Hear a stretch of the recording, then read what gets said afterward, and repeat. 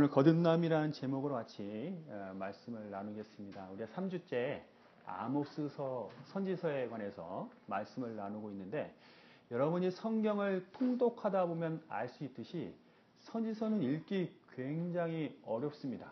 이해하기 어렵다는 얘기가 아니라 마음이 어렵다는 얘기예요. 심판에 관한 말씀이 굉장히 많이 나오는데, 이 사실적인 묘사, 그리고 실제로 그렇게 벌어진 심판에 대해서 읽을 때마다 마음이 힘듭니다. 오늘 제이 형제가 먼저 읽은 아모스 2장 13절에서 16절 말씀은 언약 백성인 이스라엘이 하나님께 지은 죄에 대해서, 가나안 죄를 압제하고 우상 숭배한 죄에 대해서 아모스가 심판을 선언했습니다. 그 심판 때는 어떤 용사들이라도, 빠르게 다른 박질하는 사람이라도 결코 피할 수 없을 것이다. 그렇게 심판이 임할 것이다. 라고 예언을 했습니다. 그 예언에 대해서 이스라엘 백성이 마음이 힘들 거는 너무나 뻔하죠. 우리가 성경 읽을 때와 같은 그런 마음보다도 훨씬 더 힘든 마음이 들 것입니다. 그리고 그들이 원하기에는 이 예언은 하나님으로부터 온 것이 아닐 거다. 그리고 저 아모스 선지자는 하나님의 말씀을 전하는 게 아니라 자기 말을 하고 있는 것이다 라고 믿을 수밖에, 그렇게 믿고 싶을 것입니다. 자, 이때 아모스가 이스라엘 백성을 향해서 yes or no question을 합니다. 예 또는 아니요로 대답하십시오. 이러면서 아모스가 질문하는데, 첫 번째 질문입니다. 두 사람이 뜻이 같지 않은데 동행할 수 있겠습니까? 이 말을 들은 이스라엘 백성은 모두가 동행할 수 없습니다. 너무 당연하죠. 뜻이 다른데 어떻게 동행하겠어요? 두 번째 질문입니다. 숲속의 사자가 먹이를 잡지 않고서야 울부짖겠습니까? 젊은 사자가 잡은 것도 없이 굴에서 소리를 지르겠습니까? 우리는 사자랑 같이 생활하지 않기 때문에 사자의 습성을 모르죠. 근데 이스라엘 백성은 그때 사자들이 주변에 많았어요. 그래서 사자들의 습성을 아는데, 사자들은 먹이를 움킬 때에 으르렁댑니다. 그리고 움키고 나서 또 으르렁댑니다. 그 이유가 뭐냐면 잡은 먹잇감을 으르렁대면서 얼려버리는 거예요. 꼼짝 못하게 압도해버리기 위해서 으르렁하는 겁니다. 저항하지 못하게. 그리고 또 먹이를 움켜쥔 다음에 으르렁하는 거는 다른 사자나 다른 짐승으로부터 이것은 내 것이다 하는 의미로 으르렁거려요. 또 먹잇감을 잡아서 자기 새끼들을 먹이기 위해서 사자굴로 가지고 끌고 올 때, 사자굴에 왔을 때 또 으르렁거려요. 그것은 승리의 표효입니다. 내가 이렇게 먹이를 잡았다. 그래서 이스라엘 백성들은 이 사자의 습성을 잘 알기 때문에 이 아모스서의 두 번째 질문에 먹이를 잡고서야, 또는 잡은 것을 가지고 굴에 들어가서야 소리를 지릅니다. 다 같이 긍정을 하겠죠. 자, 세 번째 질문입니다. 새가 미끼도 없는 덫에 걸리겠습니까? 아무것도 걸린 것이 없는데 덫이 튀어오르며 다치겠습니까? 그럴 리 없죠.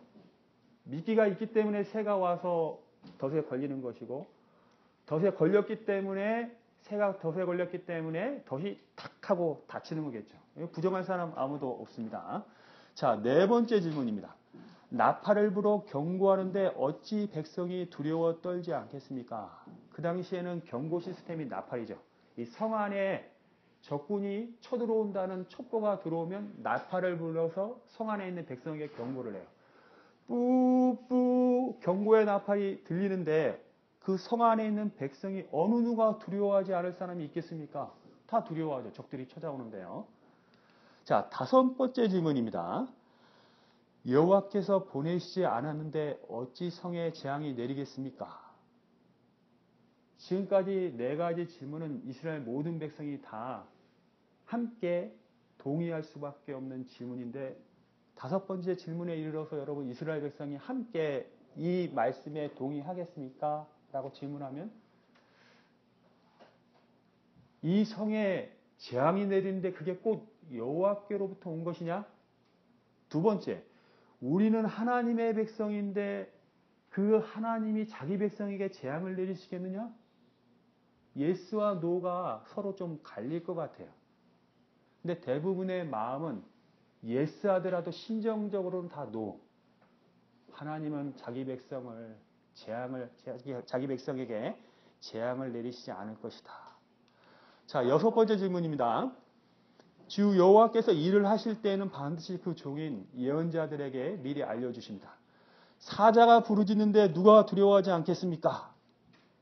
이 말은 아모스가 사자에 빗대어서 지금 하나님께서 사자와 같이 먹이를 움킬 때 으르렁대는 것 같이 이스라엘 백성을 움키려고 사자와 같이 으르렁대신다, 이런 얘기를 하고 있는 거예요. 지금 여러분에게 하나님의 재앙이 임박했다. 하나님이 여러분에게 재앙을 내리시려고 지금 으르렁대고 계신다. 사자가 부르짖는데 여러분 두려워하지 않을 것입니까? 이 질문에도 또한 이스라엘 백성이 예스나 노가 바뀔 것 같아요. 자, 마지막 질문입니다. 주 여호와께서 말씀하시는데 누가 예언하지 않겠습니까? 나는 지금 아모스 선지자인 나는 하나님이 말씀하셨기 때문에 이 재앙의 심판의 경고를 여러분에게 하고 있는 겁니다. 라고 말하는 거예요. 하나님 말씀하는데 내가 어떻게 말하지 않을 수 있겠습니까? 그 이스라엘 백성이 뭐라고 그랬어요? 너는 거짓 선지자다. 그럼 노라고 그러겠죠. 맞다 그러면 예스라고 할 겁니다. 근데 누구도 이 아모스 선지자가 말하는 이 재앙에 대해서 예스 하고자 하는 마음이 없어요. 그리고 아모스 선지자가 하나님으로부터 말씀을 받은 참 선지자라고 말하고 싶은 사람 없어요. 왜냐하면 그렇게 말하는 순간 아모스의 예언대로 이스라엘 백성이 재앙을 받을 것이기 때문이에요. 누구도 자기를 멸망시키는 신을 믿으려고 하는 사람이 없습니다. 그게 종교인들의 특징이에요. 어느 종교도 자기를 죽이려고 하는 신을 믿는 종교가 없죠. 이런 면에서 이스라엘 백성들은 종교인이라고 할 수 있습니다. 자, 여러분들에게 어떤 사람이 와가지고 선지자적인 영성을 가진 사람, 선지자적인 은사를 가진 사람이 와가지고 이렇게 말했다고 생각해 보십시오. 여러분의 사업은 망할 것입니다. 당신의 세 아들 중 둘째 아들은 곧 죽을 것입니다. 그럼 여기서 누가 예스할 사람이 누가 있겠어요? 그리고 당신 말이 하나님으로부터 온 말인 줄 내가 믿습니다 하고 싶은 사람이 누가 있겠어요? 이스라엘 백성이 지금 그런 심정이라는 거예요.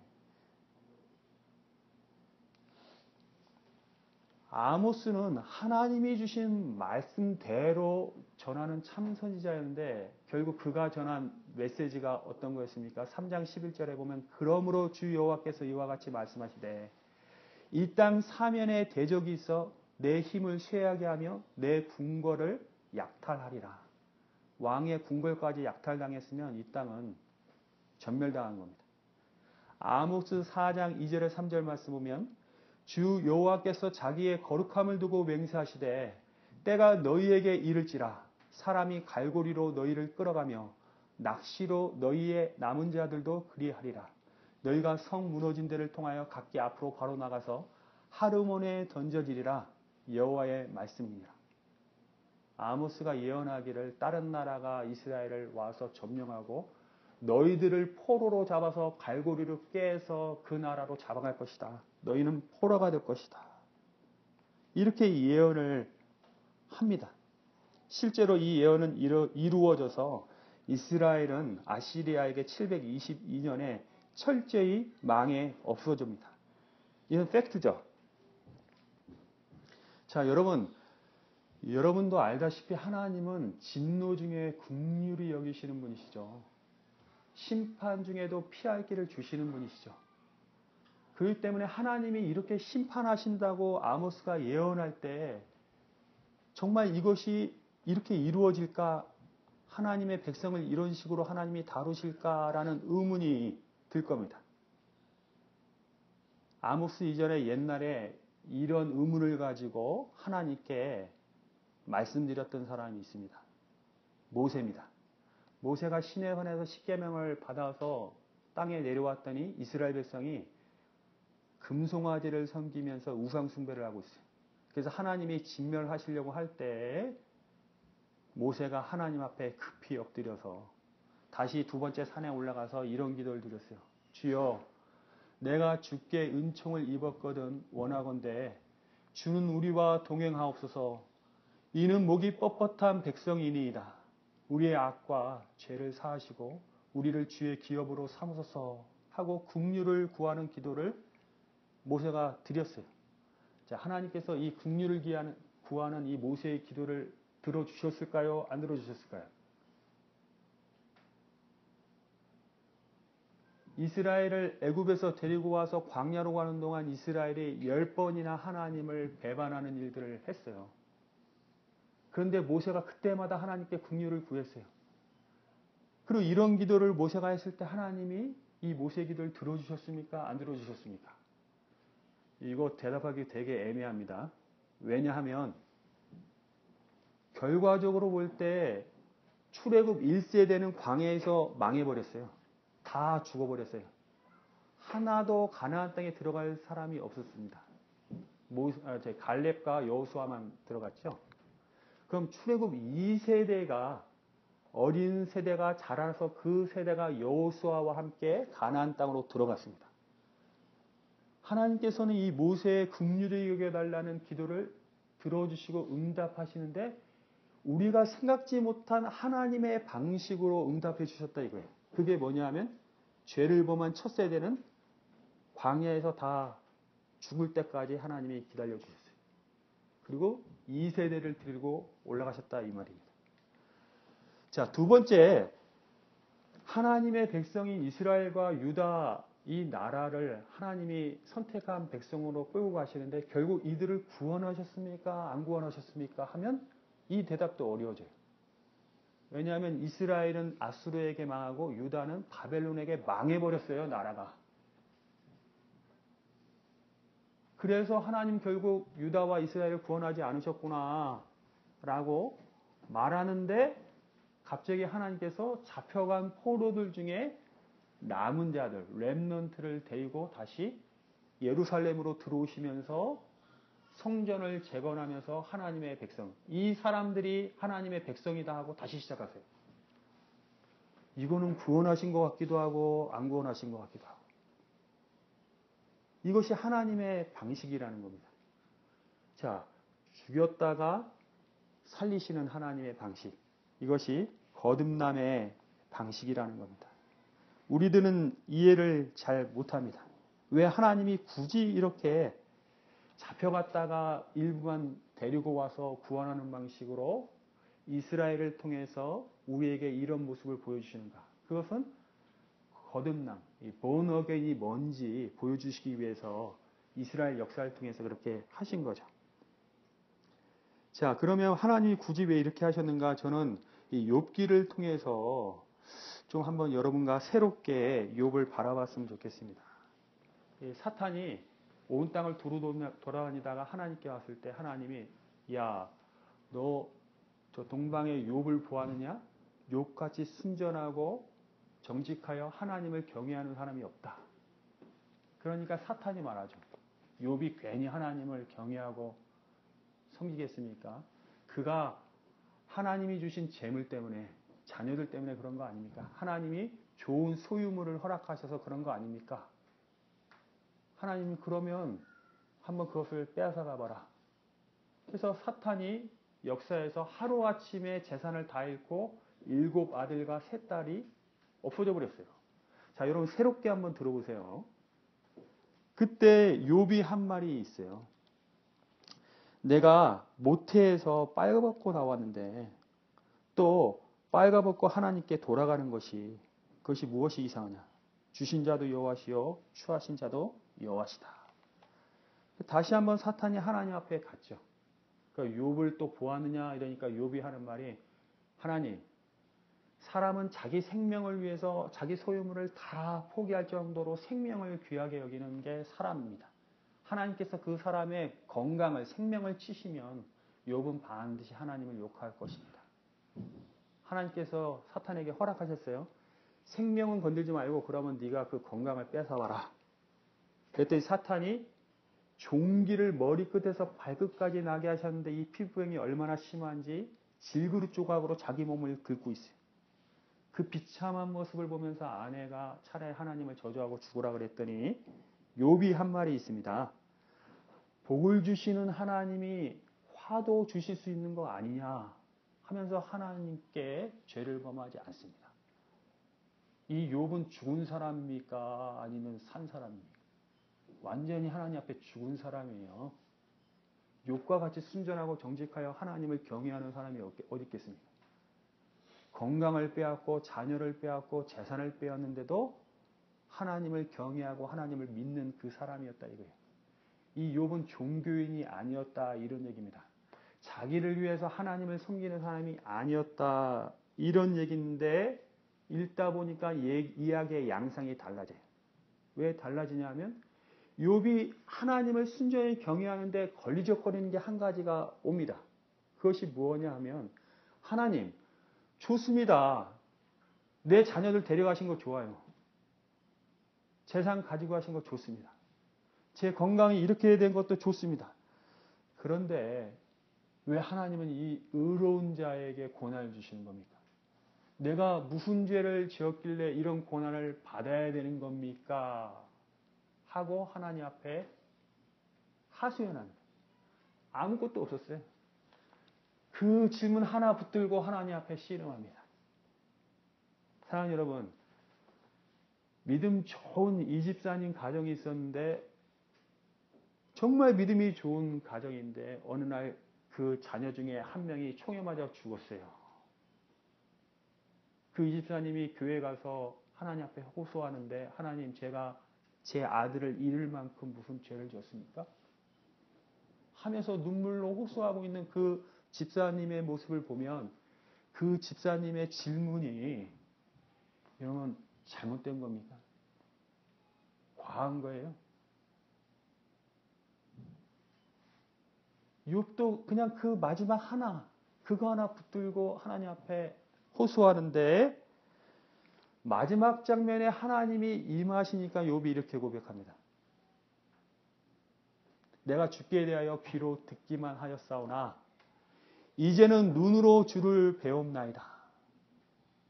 그러므로 내가 스스로 거두어드리고 티끌과 재 가운데에서 회개하나이다. 그 마지막 잡은 거 하나 내려놔봐요. 이때 욥은 비로소 완전히 죽은 사람이 됐어요. 이게 욥기 얘기라고 한다면 욥기의 중요한 주제 중에 하나는 욥이 거듭나는 과정을 보여준다는 겁니다. 여러분 러시아 인형 마트료시카를 보면 하나 껍데기 까면 또 하나 나오고 껍데기 까면 또 하나 나오는데 욥의 껍데기를 깠어요. 재산도 가족도 건강도. 그 욥은 죽은 사람인 줄 알았는데 맨 마지막에 있었던 게 욥이 하나님 의로운 사람도 고난받습니까? 하면서 하나님 앞에 일어선 한 가지 그게 남아있었던 거예요. 놀랍게도 하나님은 그 하나마저 꺾어버리시고 이것이 거듭남이라는 겁니다. Born again. 거듭나려면 완전히 죽어야 돼요. 그것이 하나님이 자신의 열심으로 그의 백성을 향해서 하시는 일들입니다. 욥기를 보면서 어떤 사람은 그런 얘기를 해요. 아니 하나님과 사탄 사이에 무슨 내기 때문에 인간이 이렇게 고난을 받느냐? 여러분 하나님께서 사탄에게 빈정상해가지고 그럼 너 한번 해봐라. 이러시는 하나님이 아니세요. 하나님은 만홀히 여김받지 않습니다. 하나님은 사탄의 심리 전략에 따라 좌우되신 분이 아니에요. 하나님이 하신 건 뭐냐면 사탄을 이용해서 욥의 거듭남의 과정을 이끌어 가신 겁니다. 이 땅에서 우리가 당하는 모든 일들은 하나님이 다 이용하셔서 우리를 거듭나게 하시는 과정인 줄 여러분 믿으시기를 주님의 이름으로 축원합니다. 자, 욥이 이렇게 했다면 욥을 이렇게 구원하셨다면 여러분 알다시피 채색 옷 입은 야망찬 요셉이 노예 생활했다가 감옥에 갔다가 나온 것처럼 야곱이 그 고생하면서 나중에 이스라엘로 이름을 바꾼 것처럼 욥이 마지막 그 한 가닥까지 하나님 앞에 내려놔야 했던 것처럼 하나님이 자신의 선택한 백성을 이렇게 바꾼다면 오늘날 여러분도 이런 방식으로 바꾸는 줄 여러분 믿으시기 바랍니다. 그게 선지서가 보여주는 거예요.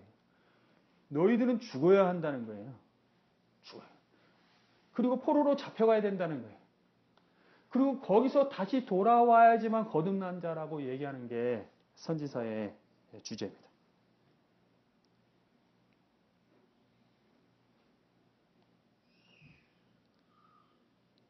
여러분, 제가 여러분에게 이렇게 아모스서를 현대화해서 또 여러분에게 맞게 다시 한번 말씀을 한번 드려볼게요.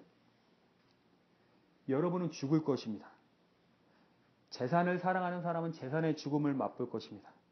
가족을 사랑하는 사람은 가족의 죽음을 맛볼 것입니다. 물론 이 가족의 죽음이 육체적인 죽음이 아닐 수도 있어요. 관계의 단절일 수 있고 믿었던 가족에 대한 실망감일 수도 있습니다. 건강에 자신감이 있었던 사람은 건강을 잃게 될 것입니다.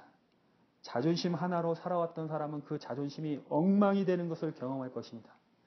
자신의 의로움에 자부심을 느꼈던 사람은 그 의로움이 깨어지는 경험을 할 것입니다. 여러분 믿습니까? 이게 선지서의 메시지입니다. 이런 메시지를 전하고 싶은 사람이 누가 있겠어요? 근데 하나님이 말씀하시니 아모스가 말하는 거예요. 이런 구원의 방식은 세상 어떤 신도 어떤 종교에도 없는 하나님의 진리이기 때문에 말하고 있습니다. 왜 하나님이 이렇게 죽이시는 과정을 할까요? 너무 놀라운 게 있습니다. 오늘 3장 1절 2절에 보면 이렇게 하나님이 아모스를 통해서 말하는데 이스라엘 백성아 여호와께서 너희에게 하신 말씀을 들어라. 주께서 이집트에서 인도해 내신 백성 모두에게 하신 말씀을 들어라. 나는 이 땅의 모든 족속 가운데서 오직 너희만을 알았다. 그러므로 너희가 행한 모든 죄대로 너희를 심판하겠다. 하나님께서 이 땅의 열방 가운데 이스라엘 민족만 알았다라는 것은 이스라엘 민족과만 언약 관계를 맺고 선택한 백성으로 이끌어 가신다는 그 독특한 관계를 말합니다. 이 관계 때문에 그러므로 심판하겠다 이거예요. 현대어로 바꾸면 내가 너희를 선택하고 사랑하기 때문에 너희에게 징계를 내린다. 너희를 죽음의 과정으로 이끈다. 십자가의 길로 이끈다. 이 말씀이에요. 그래서 십자가의 길이 생명의 길이 되는 것입니다.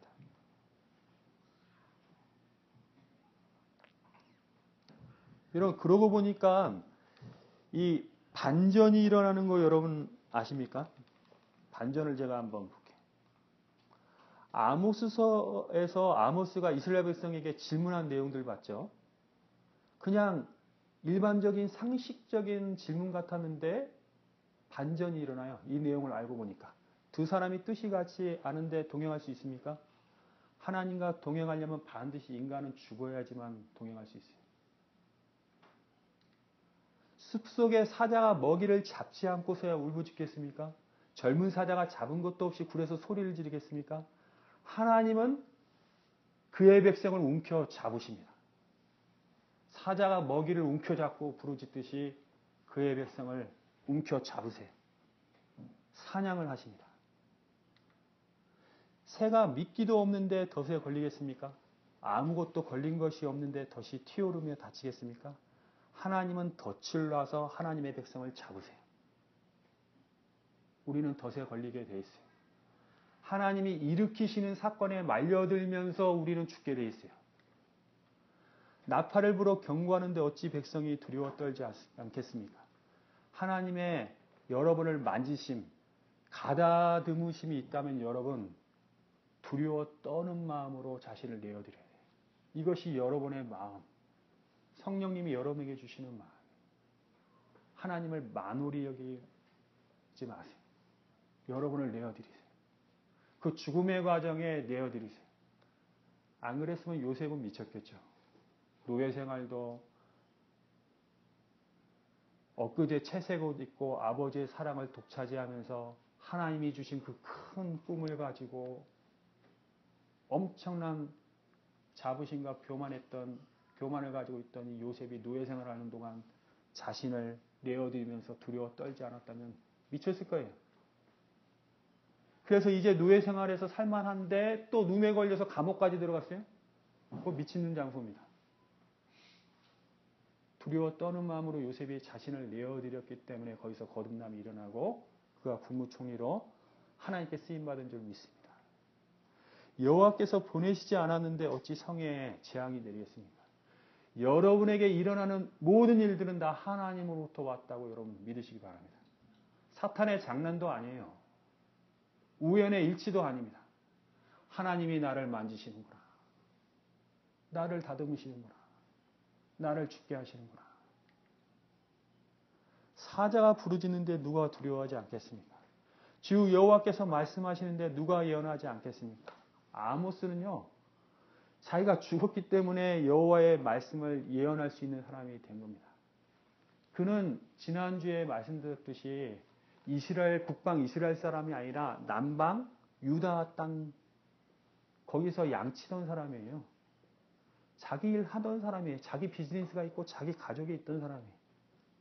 그러나 여호와의 말씀이 아모스에게 임할 때 그는 그 직업을 내려놓고 가족을 내려놓고 올라가가지고 북이스라엘 땅에 가가지고 그 권세자들 앞에서 다수 앞에서 외로운 하나님의 말씀을 전하는 겁니다. 그가 죽지 않으면 못해요. 남이 싫어하는 말 누가 합니까? 누가 하고 싶겠어요? 하나님의 말씀이니까 한다. 여러분 이제 말씀을 맺힐게요. 제자들을 예수님이 부르시면서 사람 낚는 어부가 되게 하리라 이랬어요. 그 말은 뭐냐면 물고기가 누굽니까? 하나님의 백성들이에요. 하나님의 백성들은 물에서 헤엄치고 마음껏 자기 계획과 자기 뜻에 따라서 자기 생활을 경유하고 향유하고 있어요. 하나님이 이 사람을 구원할 때 그물을 던져서 잡아와요. 낚시를 던져서 미끼로 꿰어서 덫에 걸려서 오게 만듭니다. 그래야지만 물고기가 물에서 나오지 지 힘으로 걸어 나올 사람 아무도 없어요. 잡겠어요. 천국은 마치 바다에 던진 그물과 같으니 어부들이 바닷가에 앉아서 좋은 고기는 그릇에 담고 나쁜 고기는 바다에 던진다. 선택받지 않은 하나님의 사람들은 마음껏 자기 인생 살도록 하나님이 다시 바다에 던져요. 그러나 선택받은 하나님의 백성은 그릇에 올려놓습니다. 올려놓은 물고기가 보이는 행동은 미치는 거예요. 파닥거리는 거예요. 숨 막히는 거예요. 끝내 죽게 되겠지. 죽었을 때 이제 하나님이 새로운 생명이죠. 번하게 새 생명을 주시는 거죠. 그 생명은요, 부활을 유치하게 생각하지 마세요. 육체가 죽었는데 육체가 살아났다. 물론 중요한 부분입니다. 그러나 부활이라는 건 옛 아담과 하와가 가졌던 옛 자아가 하나님과 같이 높아지려는 그 옛 자아가 심지어 하나님 의인이 왜 이렇게 고난받아야 됩니까? 하는 마지막 그 신랄 같은 자기 의로움 그것조차 죽이는 그것이 죽고 새로운 그리스도의 모습으로 살아나는 것이 부활의 진정한 의미인 줄 믿습니다. 하나님 여러분을 십자가의 길, 그래서 십자가의 길이 생명의 길이고 부활의 길인 줄 믿습니다. 우리 같이 우리 찬양하고